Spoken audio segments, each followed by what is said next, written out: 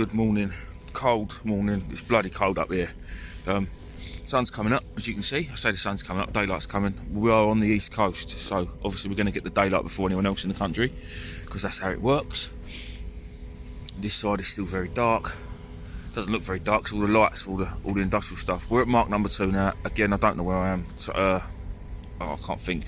But there's people turning up. We was asleep in the car for about, I don't know, I think we slept for about an hour and a half. I don't know, but I know all I know is I'm dying.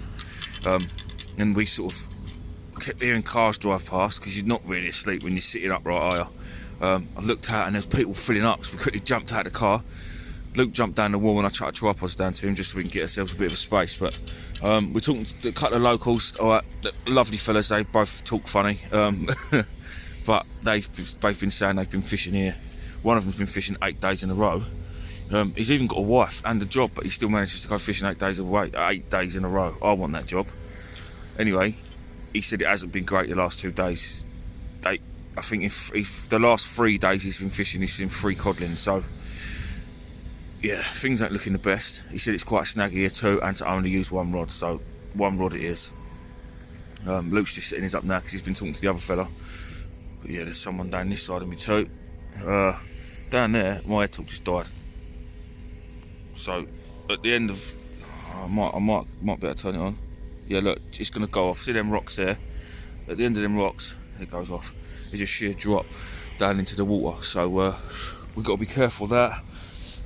At the minute, rig-wise, I've got a pulley dropper on with a 7-ounce long tail lead. I don't think I need the long tail yet, but I might keep using them just because if they go into a snag, you can pull them out. They'll just sort of ping through. And when I say long tail lead, just in case anybody doesn't know,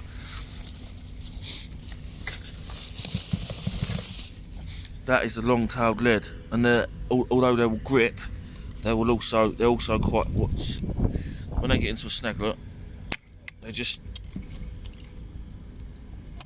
ping off, but they will also dig into the mud very, very well.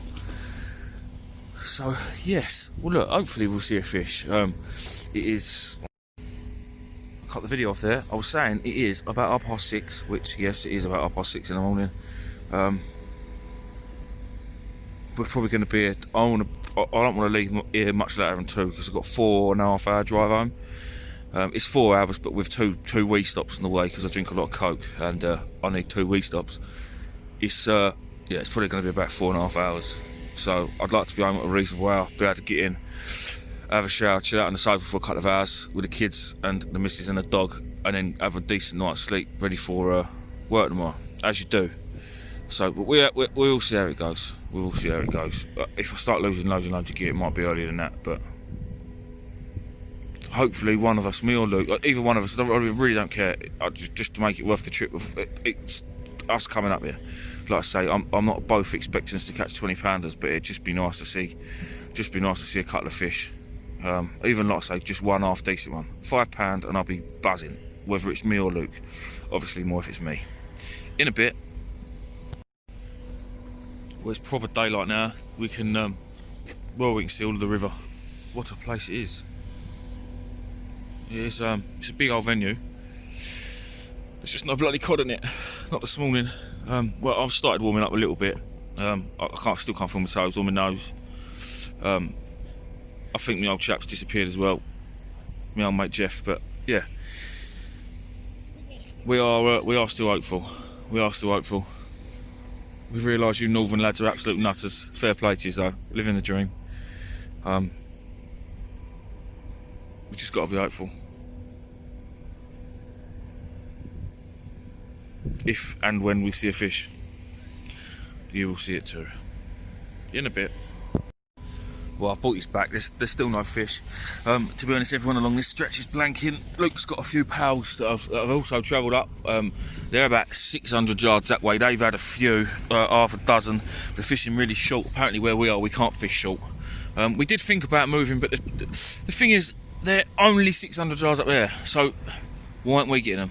These fellas, these local boys we've been having a good chat with, good laugh with, they've just said sort of basically stick it out. If there's fish there, they should be here. And obviously we're right up the northeast, where I know a lot of you lads use the cart. So we did have a few. I say a few. We got 2 edible crab, and we call them pungas where I am. So I've just cut one straight in half, straight down the middle, as you can see, and I've banded half of it onto there. 2 nice big blacks, and half an edible crab punga, whatever you want to call it. But I know the carp comes from these, and in that bit I've just banded on, I did see a little bit of the orange stuff they use to make the carp. I've got the claws as well. I should probably peel them claws because they're so big, and just band them on. But like I say, the fella Luke's been talking to said don't waste crab. He said it's not worth it. You catch just as many cod and lug and squid, but we're not. So that gives us the edge. We've been trying normal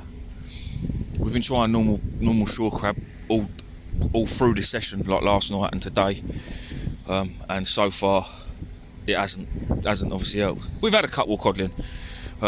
If you look back on video 1, there was a couple of very small ones, but so for me it hasn't been a massively wasted trip because I came up here to catch a cod and did, albeit very small. It's probably more than I would have caught fishing my local beaches, and I like the adventure. It's not just about the coming and catching fish. Okay, that's 90% of it. But look, I've never been here in my life. Will I ever be back? Who knows? Who actually knows if I'm ever going to... I want to come back. I want to come back because I don't want it to beat me, but who knows? The next time I come back, there's a chance I might be on the other side of that shore over there and fishing the beach, because that's the North Sea over there at the estuary at the end of the river.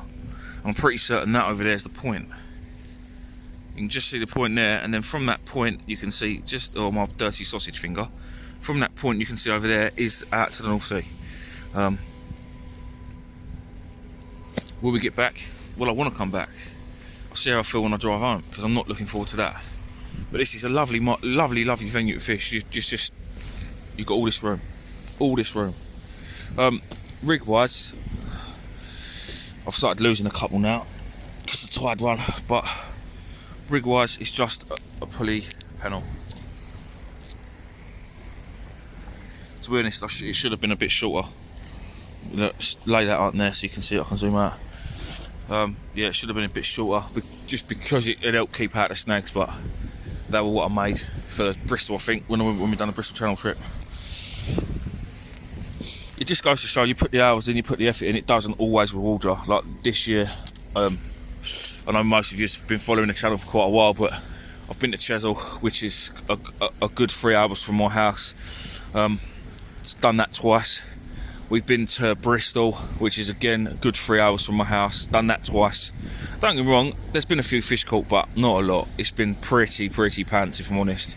But I do enjoy the adventures.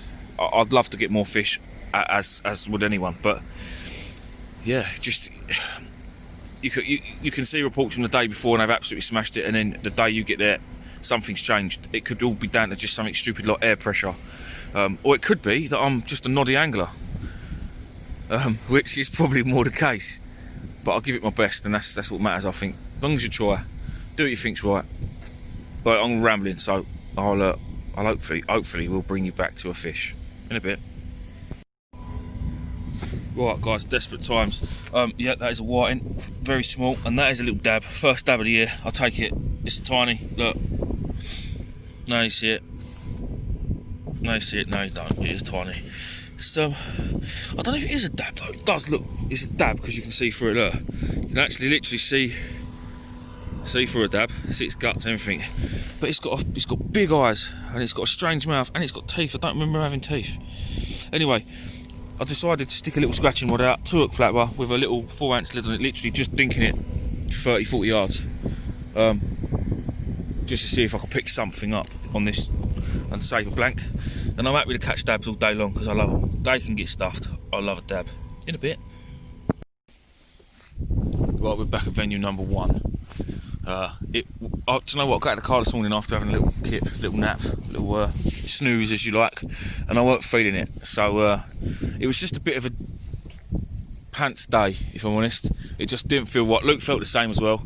I think it's because of that venue. They say, oh, fish can just turn up any time. Whereas here, they say 2 hours after our water, and then sort of 2 hours after that. So if our water's at 12, you start fishing from 2, fish it till 4, you get it. So we got here a bit earlier than that sort of time slot. It's not them times, but yeah, we got here a bit earlier than them time slot. So last night we fished there where that car is, just down there. That's bay 59. We're at bay 60 now. We're going to give it until the tide gets off. Probably going to be about 3:30 for our tide slot, and then make the move home. But we are pretty hopeful. We've just there's a lot of people walking dogs and riding bikes past. There's a few lads right down there, which you definitely ain't going to see. Maybe down there somewhere.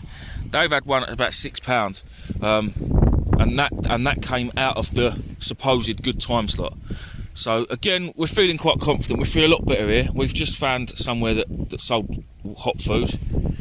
I had some chips, and they were homemade chips, like proper potatoes. None of this frozen malarkey. It was proper chips, like you'd get at home. And they was banging with a roll or a cob, whatever it is they call it up here, the weirdos. And Luke had everything you'd have on an English breakfast in a roll. And I think he really enjoyed it because he's making all sorts of weird noises when he was eating it.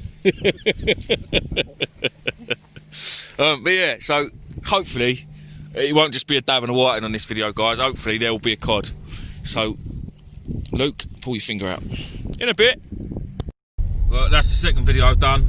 It was pants, no cod. Yeah, I don't really know what to say. I will jabber on, I'm sure, but it was just it weren't happening for us. We left Moyash just at 2:30 in the afternoon, 2 o'clock, after 2 in the afternoon. It's now 3:30 the next day. The pair of us are hanging out of our, you know what? Luke's got something else hanging out of his, you know what, and needs to get to the services ASAP. I need to try and steer the car back crashing. Yeah, I'll be back middle of the week, hopefully, up the Thames, a local cod hunt. It'll probably be a whiting fest, but I'm going to go and give my little jetty a go, I think. Thanks for watching. It's been an emotional one, really. Like, we was full of hopes and dreams that we was going to come up here and absolutely smash it. We was promised the earth.